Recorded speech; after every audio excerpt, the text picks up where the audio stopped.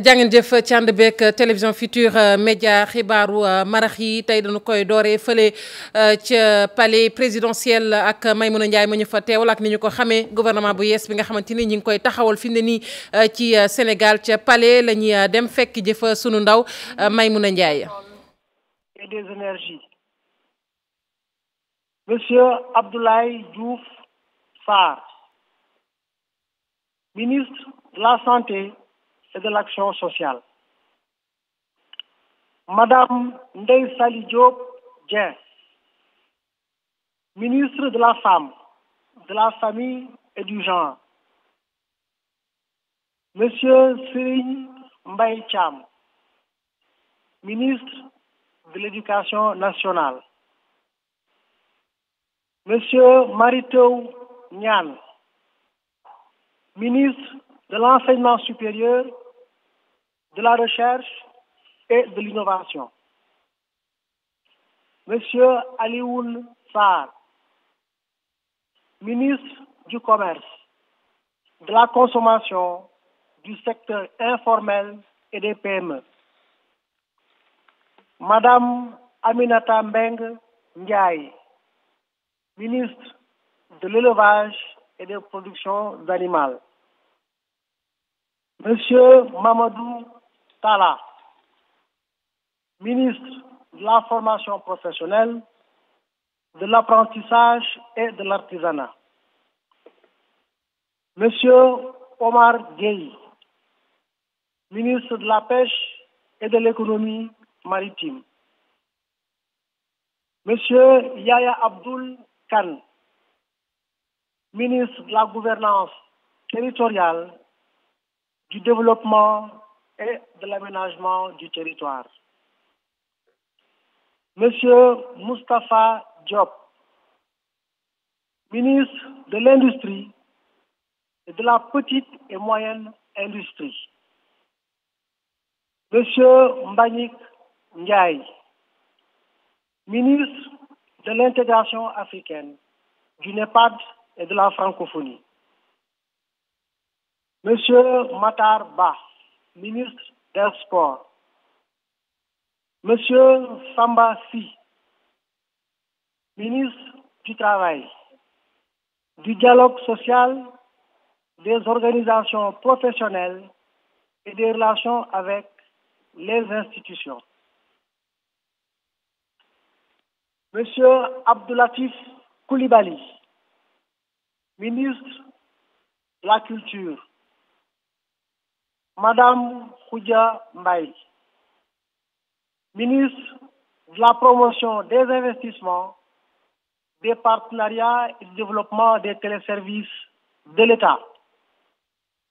Monsieur Abdoulaye Bibi Baldé, ministre de la Communication, des télécommunications, des postes et de l'économie numérique. Madame Maymouna Ndoye Seck, ministre des Transports aériens et du Développement des infrastructures aéroportuaires. Monsieur Mambay Niang, ministre du Tourisme. Madame Aïssatou Sophie Gladima, ministre des Mines et de la Géologie. Arnaud Dieng, ministre de l'Environnement et du Développement durable. Monsieur Pape Gorgui Ndong, ministre de la Jeunesse, de la Construction citoyenne et de la promotion du volontariat. Madame Aminata Angélique Manga, ministre de l'économie solidaire et de la microfinance. Monsieur Abdoulaye Diop, ministre de l'Emploi, de l'insertion professionnelle et de l'intensification de la main-d'œuvre. Madame Ndeye Ramatoulaye Gueye Diop, ministre de la bonne gouvernance et de la protection de l'enfance. Monsieur Souleymane Jules Diop, ministre délégué auprès du Premier ministre chargé du suivi du PUDC. Monsieur Birima Mangara, ministre délégué auprès du ministre de l'Économie, des Finances et du Plan, chargé du budget. Monsieur Abdou Ndéné Sall, ministre délégué auprès du ministre des Infrastructures, des Transports terrestres et du désenclavement, chargé du développement du réseau ferroviaire. Monsieur Moustapha Lo Diatta, ministre délégué auprès du ministre de l'Agriculture et de l'Équipement rural, chargé de l'accompagnement et de la mutualisation des organisations paysannes. Article 2. Le présent décret sera publié au journal officiel. Fait à Dakar le 7 septembre 2017.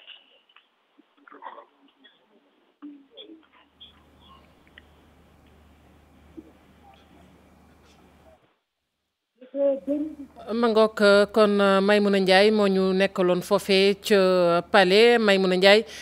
gannaaw ba ñu la santé gërëm la ndax déglu nañu li nga xamante ne rek kon moo publication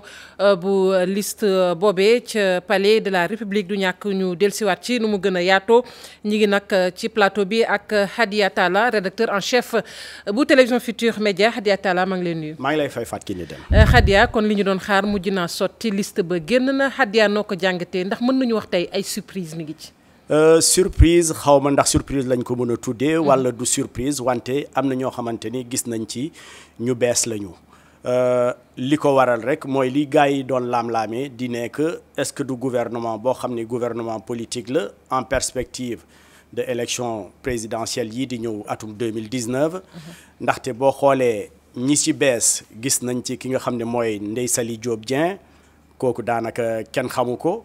gis nañ ci tamit ki nga xamante ni mooy Samba Sy mooy secrétaire général bu PIT. ban ministère lañ ko jox mooy ministère du travail bi nga xamante ni kii Mansour Sy bokkoon tamit ci PIT moom lañ ko jox. gis nañ tamit ki nga xam ne mooy Sophie Gladima mooy ki doon toppatoo ci wàllu énergie ak yooyu mu yoroon benn agence, moom it tamit nommé nañ ko ministre. nommé nañ tamit ki nga xam ne mooy Mame Thierno Dieng, xaw ma nag ndax tur yi dafa dajaloo wala parce que nekk na Mame Thierno Dieng ki nga xamante ni dermatologue la. gis nañu temps yi rek am na benn contribution bu mu defoon ci wàllum nu mu tuddati machine yi nga xamante ni mooy machine u cancérologie yi. gisoon nañu mu defoon ci contribution bu am solo te mu bëri tamit si ñi nga xamante ni ñoo ngi nekk ci nguur gi reprendre na. Aminata Angélique Manga moom it jox nañ ko benn ministère. peut-être que partie sud bi xama rek bu ñuy nommer ay ministre dañuy jël sensibilité mooy fi nit ñi régional. dinañ jox tamit sensibilité je pense bien ethnique la. dinañ jël tamit sensibilité li nga xamante ni pàcc bu nekk daal dinañ ci bàyyi xel ba day jéem a def ni nga xamante ni ba amul kenn koo xamante ni dina ne lésé nañ ko wala lésé wuñ ko. am na tamit ñu bees tamit ñu ngi ci gis bokk na ci ki nga xam ne mooy Ramatoulaye Diop, Ndeye Ramatoulaye Diop, kooku tamit ku bees la. ñoom Abdou Ndéné Sall donte sax yoroon nañu poste ministériel, yoroon nañu par exemple je sais pas rang ministre, mais amuñu woon ministériel amuñu woon poste ministre. am na koo xamante ni tamit mooy di Souleymane Jules Diop, moom boo seetee ministère de l'énergie dafa nekkoon ministère boo xamante ni depuis bi Thierno Alassane Sall demee daanaka premier ministre moo ko doon gérer, mais léegi dañu nommé Souleymane Jules Diop mu nekk ministre de l'énergie ba pare ne nag ci wetu premier ministre lay nekk mu yoraale li nga xamante ni mooy PUDC. donc Fatou Kiné Deme lu ñu doon nemmeeku que nekk gouvernement bi gouvernement politique la donte sax am na ay liggéeykat parce que boo seetee premier ministre li mu njëkk a wax ci discours am laata kii di Simon di lire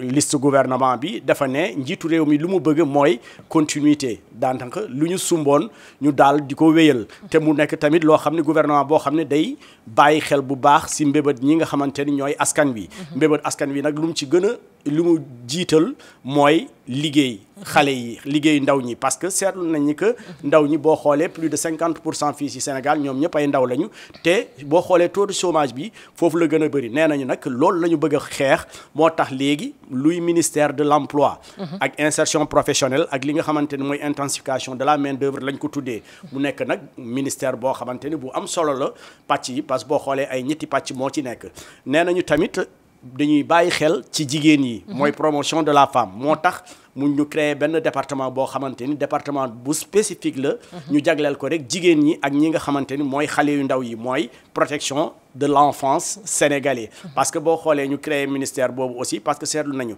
boo xoolee temps yi yëpp ñoo ngi doon xeex xale yi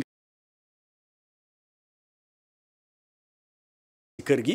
loolu xëy na moo tax ñu créer ministère boobu te nga xam ne dina nekk ministère boo xam ne xale yi rek lay toppatoo ak ñi nga xamante ni mooy kii créer nañ tamit li jëm si microfinance ak économie solidaire mi nga xam ni moom lañu dénk kii di Angélique Manga nee nañu loolu yëpp pour gën a suqali ñi nga xamante ni mooy jigéen yi donc boo xoolee gouvernement bi jigéen yi lañ ci gën a may cër moins de technocrate bi ñu doon wax est-ce que am na non technocrate yi bëriwu ci si ñu nommé gum mën nañu nekk technocrates yi bëriwuñu mais xam na ay technocrates yi ak yooyu gouvernement par exemple njiitu réew mënul toog à 17 mois de l'élection présidentielle muy jéem a nommé ñi nga xamante ni ñii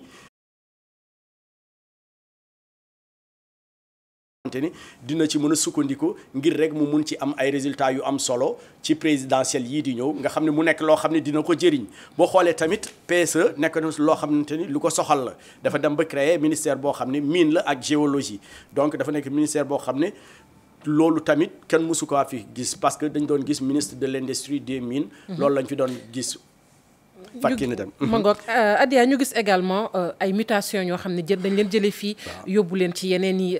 ministère ku ci mel ni Mbagnick Ndiaye ku ci mel ni Mame Mbaye Niang loolu également noo ko jàngatee ni ma ko jàngatee peut-être que day xool ndaxte am na c'est pas parce que ils n'ont pas été compétents peut-être xaw ma nag c'est pas parce que ils n'ont pas été compétents ci département yi ñu nekkoon moo tax ñu yóbbu leen beneen département mais peut-être que day xool rek xëy na bi mu leen consulter wax nañu par exemple que man boo ma bàyyee ci ministère bi c'est sûr que mën naa fa def résultat am naa ci ay xalaat ak yooyu mais gouvernement moom noonu lay demee munoo am loo bëgg rek mais ay mutation il faut mu am mais lu ñu gën a man li ma gën a marqué ci ministère bi mooy que si tu te rappelles bien gouvernement bi passé bu Mohamed Boun Abdallah Dionne 39 ministres la woon ak ñi ci biir 39 yi nag amoon na ci ay secrétaire d'État amoon na ci ay nu mu tuddati amoon na ci ay secrétaire d'État amoon na ci aussi ay ministres délégués mais ils ont nee na njiitu réew mi dafa nekk bu ñu dépassé 39 yi nga xamante ni nommé woon na ko mais li ñu nemmeeku mooy que jigéen yi beral nañ leen loxo parce que gouvernement Mohamed Boun Abdallah Dionne bii passé juróom-benn la ñu woon wante si département si gouvernement bi daanu tey luñ ci nemmeeku mooy am na juróom-ñetti jigéen yoo xamante ni ñoom ñëpp ay ministre kon xaw nañ leen beral cër tuuti foofu lay daanele sax xëy na peut-être muy beneen changement également ñu nemmeeku ko parce que xam nga secteur clé la ñu wax ci gouvernement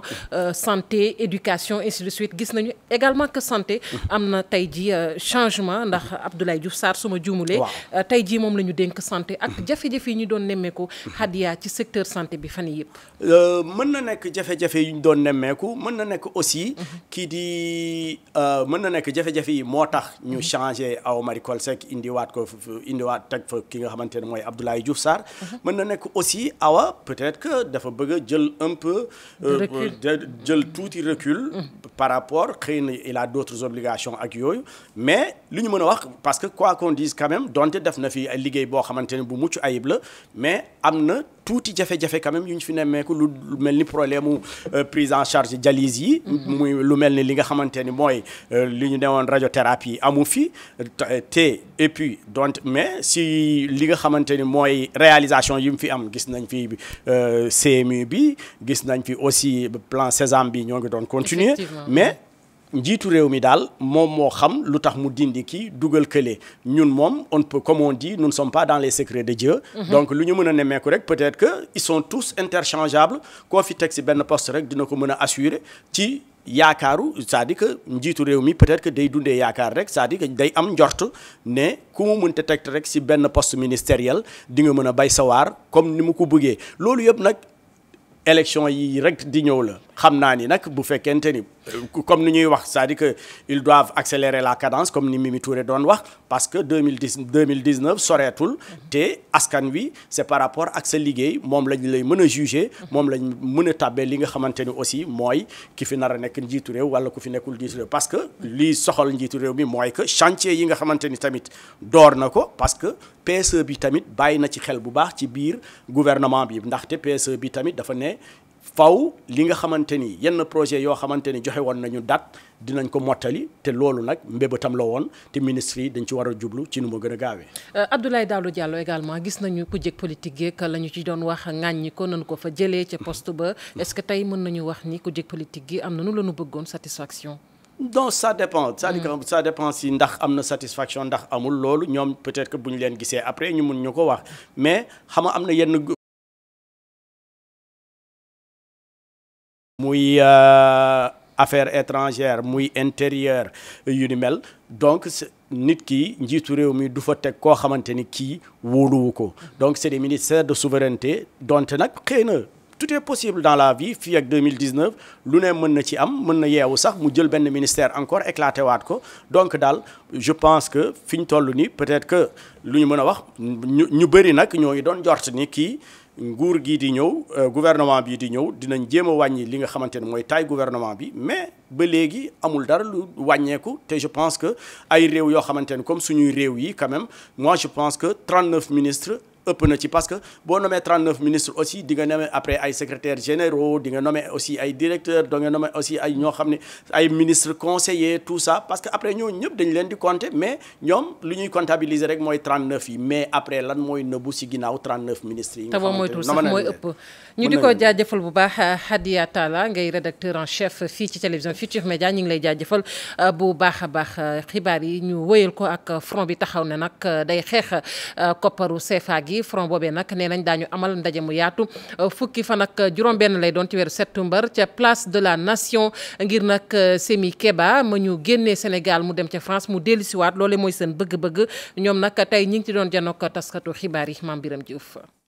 Kébi Séba jëlee ko ci Sénégal yóbbu ko ci réew France kii di Tchad mi nga xam ne nag dañ ko jàppoon sax démb ci aéroport ndax mu doon ñaawul loole gannaaw bañ ko bàyyee ci guddi gi moom ak Guy Marius Sagna jàpp na ne nag kii di Kémi Séba amul leen lu mu def lu dëppul ak yoon. naka la Kémi Séba mu ne nekk menace ci réew mi yorul armée yorul militaire xëccoowul nguur jaxasewul musul sànni xeer musul taal ci mbedd mi lu dul rek wax opinion ak xamal africain yi li mu xalaat ci franc CFA mu bokk kook ñëpp ñu bëri bokk kook man mii bokk kook yeneen i ndaw ci ne franc CFA du dara lu dul yàq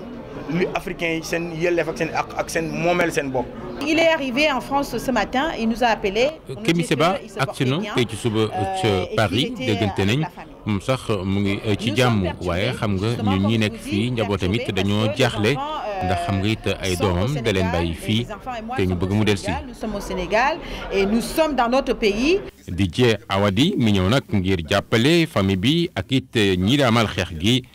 nee na du ci dellu gannaaw. massawu organisation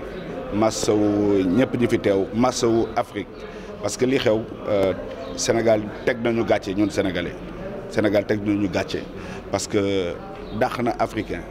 boo xam ne da doon xalaat pour bànneexu bépp africain. CFA monnaie bi France ko créé depuis colonisation CFA ngi fi est-ce que France dina nangu moom monnaie ñu koy defaree Allemagne moo ko occupé woon est-ce que moom dana nangu mu am xaalisam ñu denc ko Allemagne tey.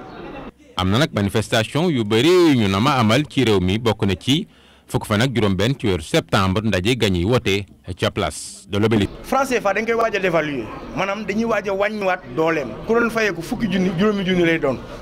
la doon jar juróomi junni day jar bu boobaa fukki junni. ñu wax cajuk mag ren ji ujaaje nag am nañu lu leen naqari ñenn ña ndax nee nañ foofee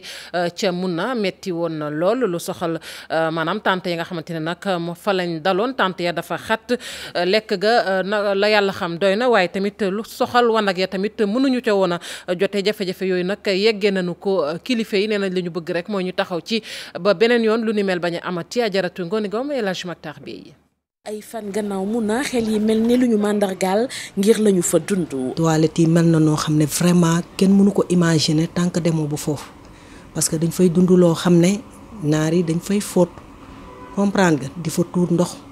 def fa noo xamante di weer ci biir duus yi di dem toilette fu leen neexee da ngay génn ni ci bunt bi jàkkaarloog naar yi mu am xet goo xamante ne nii kenn mënu koo imaginer tant que demoo ba foofu. dëgg la aj dafa ànd ak coono. parce que ki yàlla yónni woon aussi daf ko doon def ak difficulté mais difficulté ya mu amoon ci dans les 100 et quelques années après difficulté yi ñu mën a éviter la. tant yu xat ci tàngaay wu tar coono feeñ ak 5 days yi. 3 ak 4 jours ñu indi nit lekk te doo ko laal boo tijjee sa bool doo def lu dul sànni ko te du benn nit du ñaari nit ay poubelle ni ñu koy indee maanaam daf mel ni noonu rek dañ koy jëlee sànni te loolu wax dëgg yàlla ku bëgg a jaamu yàlla si ni nga ko bëggee nga amoo loo lekk naanoo loolu wax dëgg yàlla metti na ma seetlu mooy surtout toilettes yi. à 2 ou 3 4 reprises da ngay gis ay mag yi nga xam ne rang bi day metti si ñoom torop surtout les diabétiques man gis naa ci maire yi nga xam ne ngeen baal ma dañuy taxaw. ba dañuy sonn mujj toog def tuur ndox ci suuf loolu wax dëgg yàlla rafetul am na ci ki nga xam ne man dama ko gis maa mujj jël sama kol muur ko. am na guddi goo xam ne man bureau 31 bi ma nekk pèlerin yi si guddi gi dañoo tëdd lekkuñu sa suba sa ndekki amul man ñetti fan laa waroon def Mouna mais dama obligé wax samay pèlerin man leen condition yii ñu nekkee kenn mënu fee def ñetti fan ñaari fan lañ fa def ñu ñibbi. Ça c'est énorme et jaaduwul des associations qui sont but à non lucratif. Des fonctionnaires de l'État des këru diine donc yooyu tant que génnuñu ko ci pèlerinage bi dem fenn. mu des nag li ñu war a waxante ak naar yi di leen wax ni mettre leen suñuy audience dans les bonnes conditions. déglu critique yi ngir acc gu gën a yemb lii bokk na tey ci bépp mbébétu jàcc.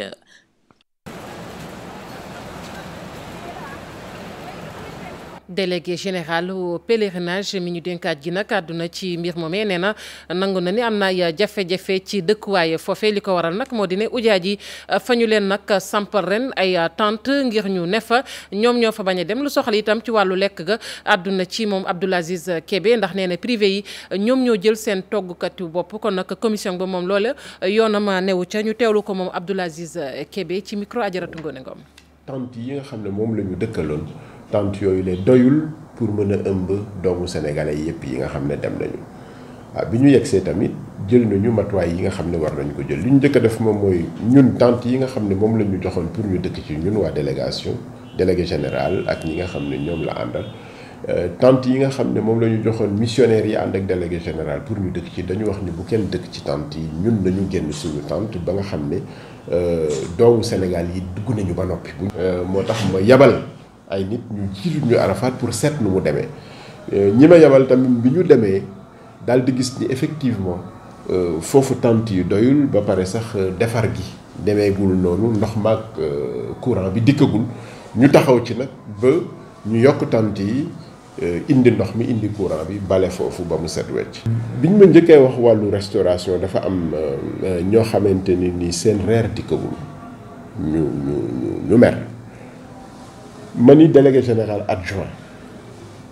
jógal nga dem foofu nga ànd ak consul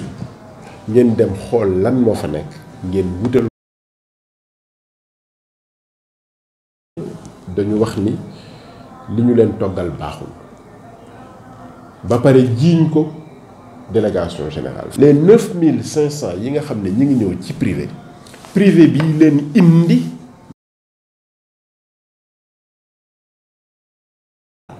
ak ñi leen war a jox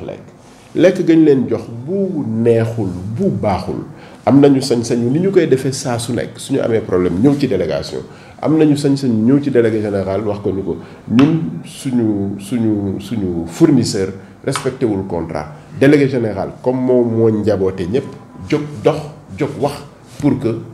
fournisseur bi def li nga xam ne moom la war a defal parce que ñun.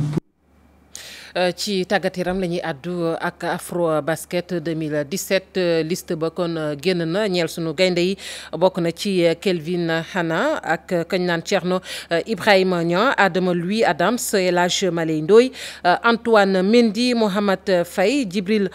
Thiam Maurice Dalindour Gorgui Sy Dieng Cheikh Tidiane Mbodj ak Hamadi Ndiaye Youssouf Ndoye ci équipe bi la bokk maanaam ci liste bi la bokk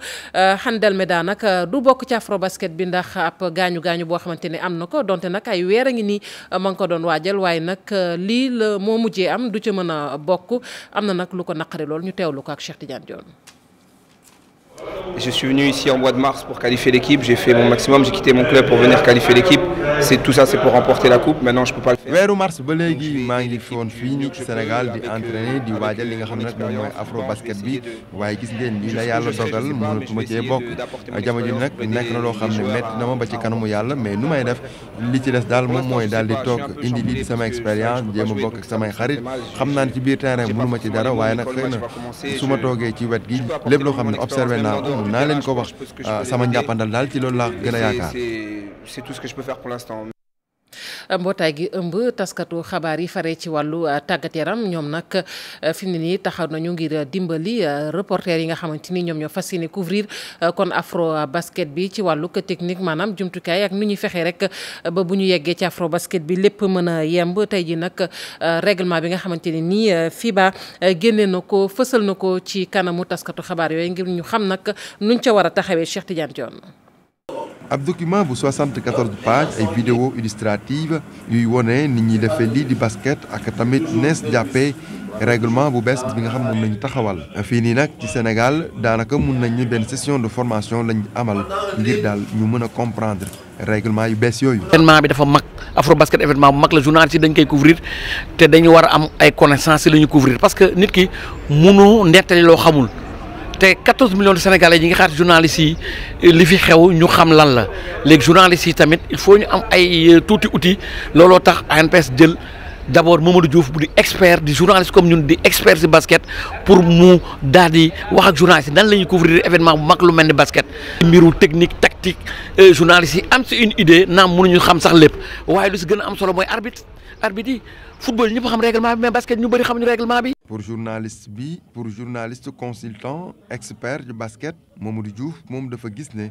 li ëpp solo moom mooy statistique ci wàllum basket. da nga war a couvrir discipline aussi war nga xam histoire am war nga xam palmarès am war nga xam ñi ciy jouer war nga xam acteurs yi donc war nga xam connaissance su discipline connaissance boobu nag moo lay permettre nga ciy wax valablement. parce que nit ki bu fekkee dafa nekk ci dara daf ci war a waxam daf ci war a nekk autorité pour mu nekk ci autorité daf koy xam boobu nag lañ doon insister pour journalistes yi di leen wax ne nii ngeen war a couvrir basket nag boo koy couvrir dafa am avant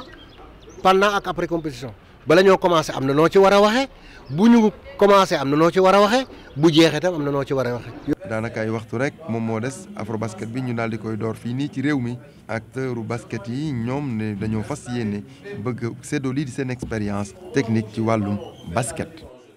ngook kon suba lay tàmbali muy Afro Basket bi lu soxal nag ci stade Marius Ndiaye ba koy dalal lépp dana yemb directeur bu haute compétition dalal na ci xel yi waaye tamit lu soxal prime yi nee nañ nag daanu ko fay bu ñu yeggee ci waxtu wi lépp dana yemb ñoo ngi leen di jaajëfal mbokk yi yéen ñi fare woon ci machine bi ak ñi jàpp ci xibaar yi ba mu sotti ci kanam tuuti Cheikh Tidiane Diaw dina fi teew ngir faram-fàcce leen xibaar yi ci nasaraan jaa ngeen jëf.